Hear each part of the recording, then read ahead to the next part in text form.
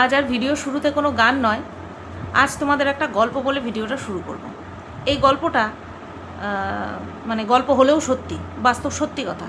আর এই সত্যি কথাটার উল্লেখ তারে জমিন পার মুভিতে আমির খান বলেছিল ঈশানের বাবাকে। তো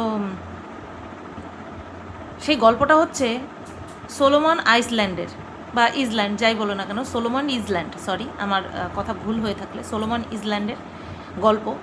সেখানে আদিবাসীরা কোনো গাছকে না ডাইরেক্ট কেটে ফেলে না, সেই গাছটারকে ঘিরে সবাই মিলে এত মানে যাচ্ছাতাই করে, এত গালাগালি দেয়, এত অভিশাপ সাপসাপান্ত করে, যেটাকে কিনা হিন্দিতে আমির খান বলেছিল ইতনা কোসতে হ্যায়, ইতনা সব কুছ বলতে হ্যায় कि देखते ही देखते वो पेड़ हरा भरा पेड़ अपने आप ही मुरझा जाता है, उसको काटने की ज़रूरत भी नहीं पड़ती। তো আমি নিজেকে, আমার সঙ্গে যেই ষড়যন্ত্র চক্রান্ত দিনের পর দিন, মাসের পর মাস, বছরের পর বছর হয়ে চলে এসছে, তারপরেও আমি নিজেকে সামলে নিয়ে ক্যামেরার সামনে এসে ভিডিও করেছি। আর তারপরে তোমাদের যেই কমেন্ট, সুতপা তুমি এই পরিস্থিতিতে নিজেকে যে কীভাবে সামলে নিয়ে আবার কামব্যাক করছো, এই কথাগুলো আমাকে প্রচণ্ড পরিমাণে মোটিভেট করতো, ইভেন এখনও করে। তোমরা আমাকে, বহু মানুষ বলো সুতপা তোমার কাছ থেকে অনেক কিছু শিখি, কিভাবে লড়াই করে বাঁচতে হয়, কিভাবে কঠিন থেকে কঠিনতম পরিস্থিতিতে নিজেকে শক্ত করে দাঁড়িয়ে রাখা যায়, দাঁড় করিয়ে রাখা যায়, সেটা কিন্তু তোমার কাছ থেকে শিখি। আমি জানি না কতদিন পারবো ওইভাবে টিকে থাকতে, কারণ সত্যি আজকে ওই নিজেকে না ওই সোলোমন ইসল্যান্ডের ওই গাছের মতন মনে হচ্ছে, যেখানটায় কিনা আমার চারপাশে দীর্ঘদিন ধরে বেশ কিছু মানুষ ওইভাবে বলে চলেছে। দেখো, আমি আগাগোড়া বলেছি, বাইরের মানুষের কথায় আমার কোনোদিনও ফারাক পড়েনি, পড়বেও না। এরকমই যদি হয় তাহলে আমাকে খারাপ কথা বলার মানুষ যদি 100 জন থাকে, তাহলে আমাকে ভালো বলার বা অ্যাপ্রিসিয়েট করার, মোটিভেট করার, আগলে ধরে রাখার, শক্ত করে হাত মজবুত করে ধরে রাখার মানুষ কিন্তু 1000 জন রয়েছে, সেটা আমি জানি। কিন্তু বিষয়টা যখন তুমি কারোর সাথে মিশবে, কাউকে ভালোবাসবে, কাউকে তুমি সবটা দেবে, তারপরে সে যখন বেইমানি করে না, তখন ধাক্কাটা বেশি জোরে লাগে। আর এরকম ধাক্কা খেতে খেতে খেতে খেতে প্রায় মনে হয় আমি শেষ প্রান্তে এসে দাঁড়িয়ে রয়েছি। যখন এই গ্রুপটা তৈরি হয় তখন প্রচুর মানুষ আমাদের পিছনে পড়ে গেছিলো, সেটা তোমরা জানো। তখন কিন্তু আমি একটা কথাই বলেছিলাম, বারবার বলেছিলাম, যে ছাই থেকে উঠে আসা সম্পর্ক, এই কথাটাকে নিয়ে প্রত্যেকটা মানুষ, পরবর্তীকালে যখন আমাদের গ্রুপটা ভেঙে গেল, তখন কিন্তু প্রত্যেকটা মানুষ খিল্লি উড়িয়েছিল। আমি যে কথাটা বলেছিলাম সেটা কিন্তু আমি নিজেকে বিচার করে বলেছিলাম, যে ছাই থেকে উঠে আসা সম্পর্ক মানে কি, সব কিছু শেষ হয়ে গেছে, কোনো রকম কোনো সম্ভাবনা ছিল না, তারপরেও আরও একটা সম্পর্ক তৈরি হয়েছে, নতুন করে তৈরি হয়েছে।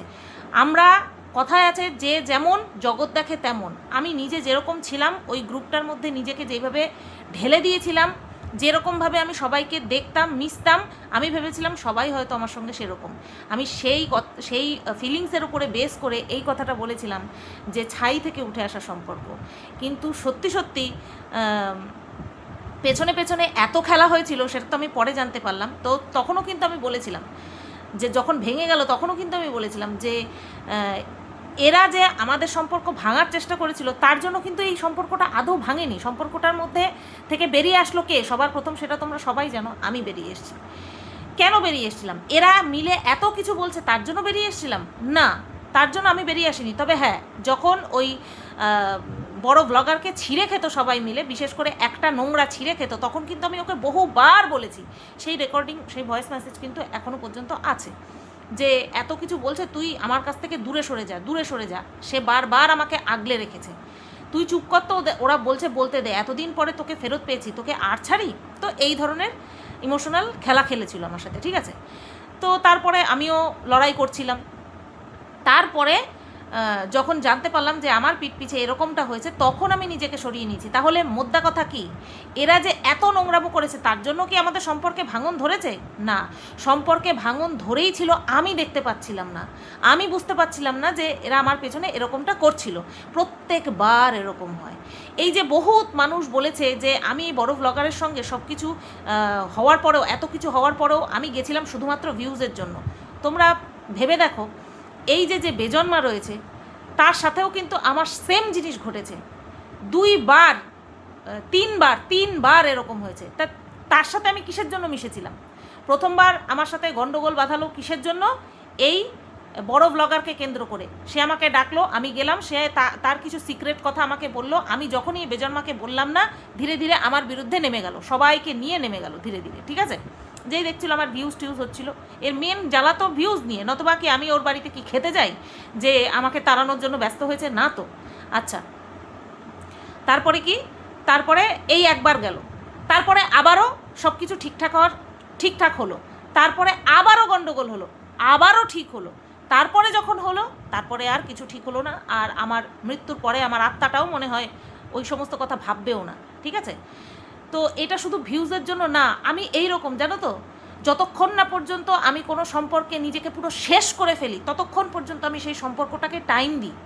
সে বন্ধুত্বের সম্পর্ক হোক, সে মানে কি বলবো, পারিবারিক সম্পর্ক হোক, কাছের মানুষের সঙ্গে সম্পর্ক হোক, যে কোনো সম্পর্ক, যতক্ষণ না পর্যন্ত আমি পুরো মানে আমাকে পুরো খুন করে ফেলে ততক্ষণ পর্যন্ত আমি সেই সম্পর্কে টাইম দিই।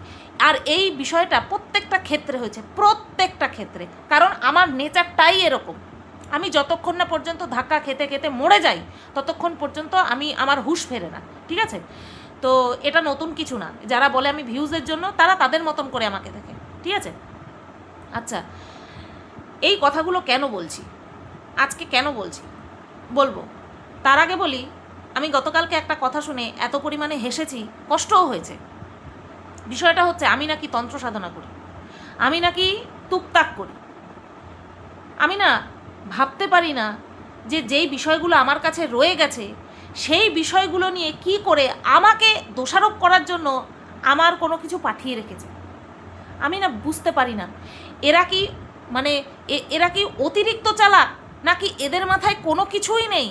মানে হিংসে, রিভেঞ্জ নেওয়ার জন্য এরা এতটা এমন পর্যায়ে নেমেছে যাকে ডেসক্রাইব করার মতন কোনো ভাষা আমার কাছে নেই। এই যে তন্ত্র সাধনায় এটা করার প্রথম কথাটা বলেছিল হচ্ছে এই কি যেন বলে, এই বড় ব্লগার বলেছিল এই তন্ত্র সাধনা করার কথা, বড় ব্লগার বলেছিল। আমি তোমাদেরকে বলছি, আমি সব সময় তোমাদেরকে ডেট টাইম মেনশন করে দিই। 2025 সালের 10ই March, 10th of March 2026, sorry 25 বলেছি, 2026 সালের মার্চ মাসের 10 তারিখ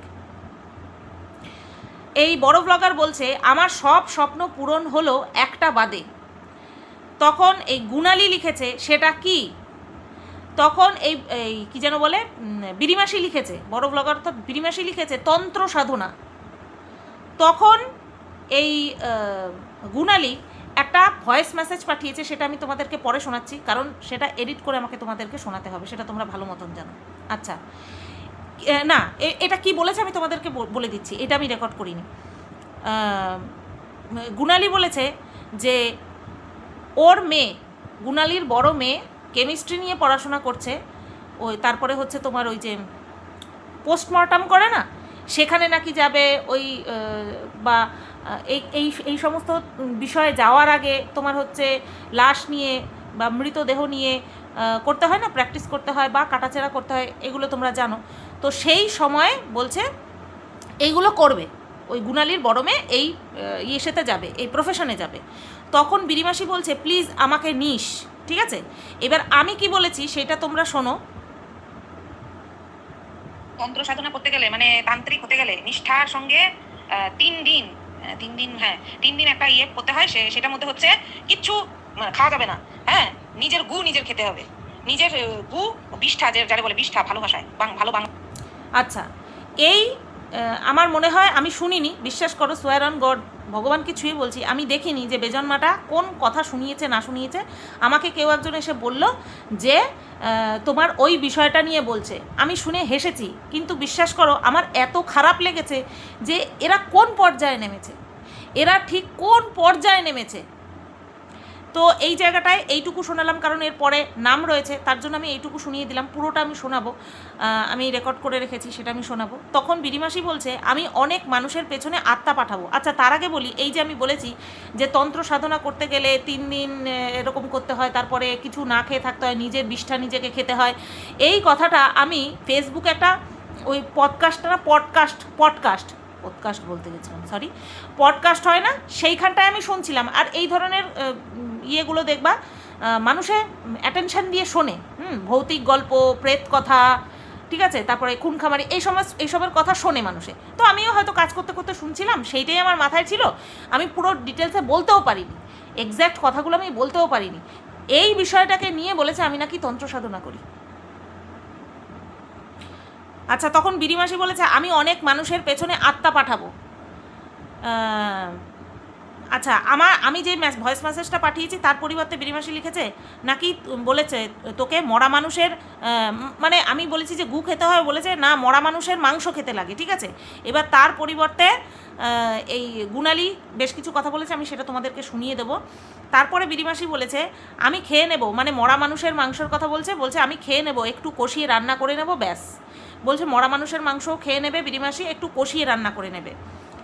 তারপরে ওই বিদেশি চিটার উঠে এসে বলেছে আমি এতদিনের ঘুমের ঘাটতি মেটালাম, একটু দুপুরে টেনে 2 ঘন্টা ঘুমোলাম। আচ্ছা, তখন বিরিমাসি এই বিদেশি চিটারকে বলছে কি তান্ত্রিক হবি?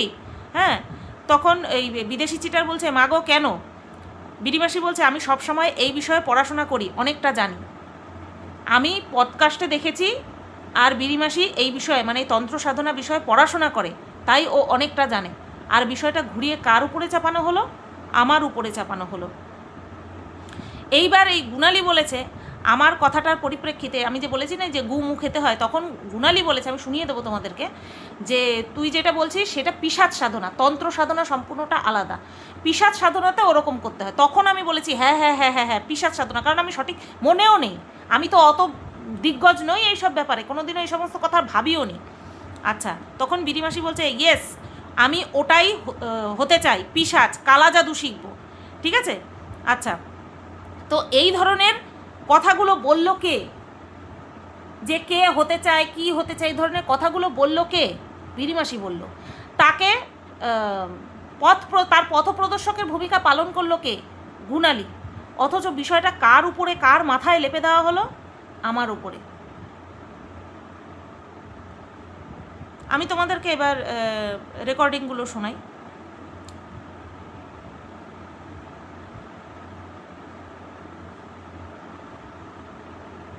আমি একবার শুনে নিই, ঠিক আছে, দাঁড়াও। হ্যাঁ, শোনো। আরেকটু বয়সটা বাড়তে দেয় আমার, আই প্রমিস। আমি যখন 46, এটা গুণালি 46-এ চলে যাবো, তখন আমি শিওর ব্যাস, তারপরে আমি তন্ত্র সাধনা করবো এবং আমি তারাপীঠ মহাশ্মশানেই যাবো। তখন তুই চলিস আমার সাথে।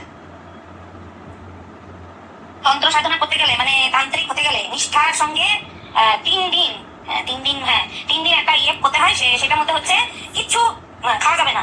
হ্যাঁ, নিজের গু নিজের খেতে হবে, নিজের গু বিষ্ঠা, যারা বলে বিষ্ঠা, ভালো ভাষায়, ভালো বাংলা ভাষায় বিষ্ঠা, নিজের বিষ্ঠা নিজের খেতে হবে।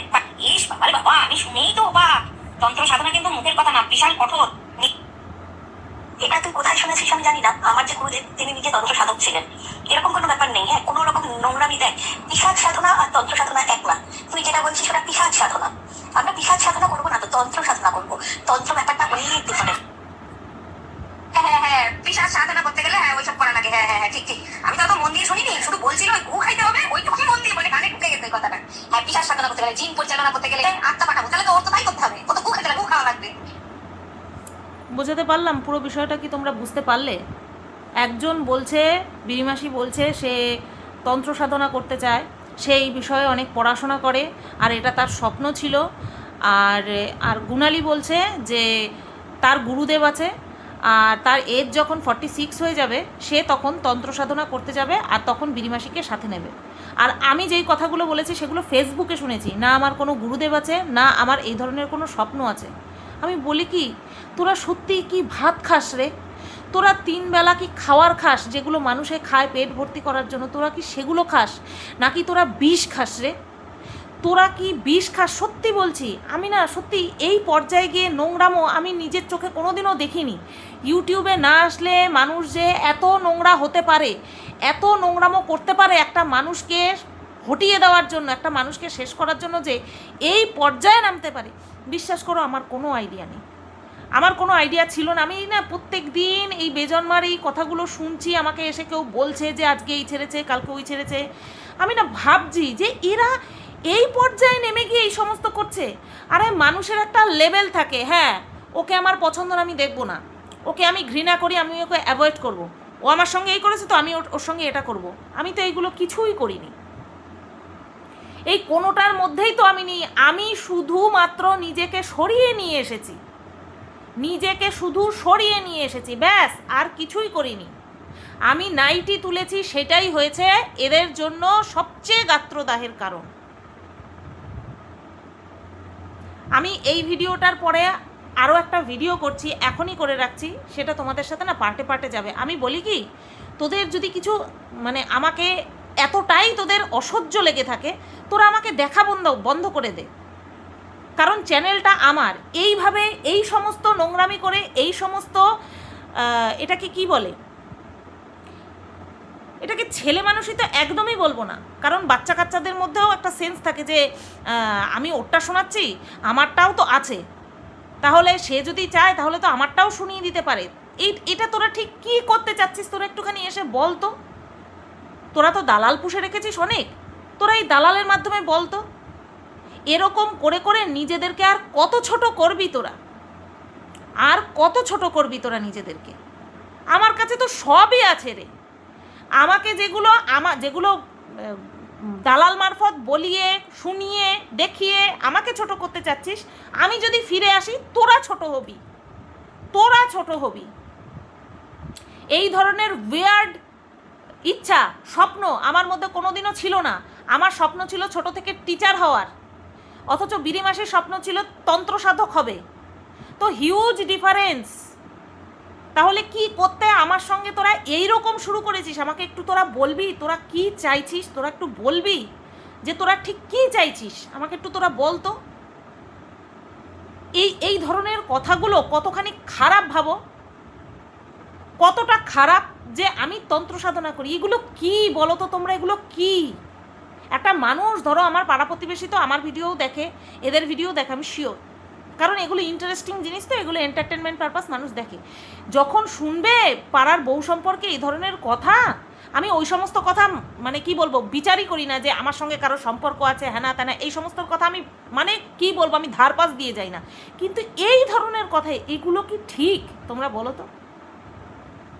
আমি যদি আমার পার্সোনাল লাইফে কিছু করে থাকি 1000 জনের সাথে, তাতে করে কারোর কোনো ফারাক পড়বে না, তাতে তার দ্বারা কারোর কোনো ক্ষতি হবে না। সেই কারণে আমি এই সব বিষয়টা, ওই বিষয়টা আমার কাছে বদার করার বিষয় নয়। কিন্তু একটা মানুষ তন্ত্র সাধনা করে, আরে কার ক্ষতি কে করে দেবে সেটা বলা যায়? এই ধরনের বিষয়গুলো আমি মানতাম না, কিন্তু আমি নিজের চোখে দেখেছি আমাদের বাড়িতে করেছে। সেই কারণের জন্য এই বিষয়গুলো নিয়ে আমি এখন খুব সাবধানে থাকি, খুব ভয় পাই। আর এই বিষয়গুলো আমার মাথার উপরে ঢেলে দেওয়া হচ্ছে, আমি না কি করি? এরা পুরো পাগল হয়ে গেছে আমাকে মেরে ফেলার জন্য, আমাকে শেষ করার জন্য। শুধু এই ওয়াইটি থেকে সরিয়ে দেওয়ার জন্য হলে পরে না মানুষ এই পর্যায়ে নামে না, বিশ্বাস করো, এই পর্যায়ে নামে না। এরা আমাকে পুরো মেরে ফেলতে চাইছে, তার জন্য এরা এই পর্যায়ে নেমে এই রকম টাইপের নোংরামো করছে। এই ভিডিওটা এই পর্যন্তই রাখলাম, নেক্সট ভিডিও নিয়ে আসছি, আমি এখনই বানাচ্ছি, তোমরা পরবর্তীতে পেয়ে যাবে, ঠিক আছে? চলো সবাই ভালো থেকো, সুস্থ থেকো। বিশ্বাস করো আজকে নিজেকে ওই সোলোমন আইল্যান্ডের একটা গাছের মতন মনে হচ্ছে যে এরা কি করছে, কি করছে এরা চারপাশে, আমার চারপাশে দল বেঁধে আমাকে হটানোর জন্য এরা ঠিক কি করছে। হায় ভগবান।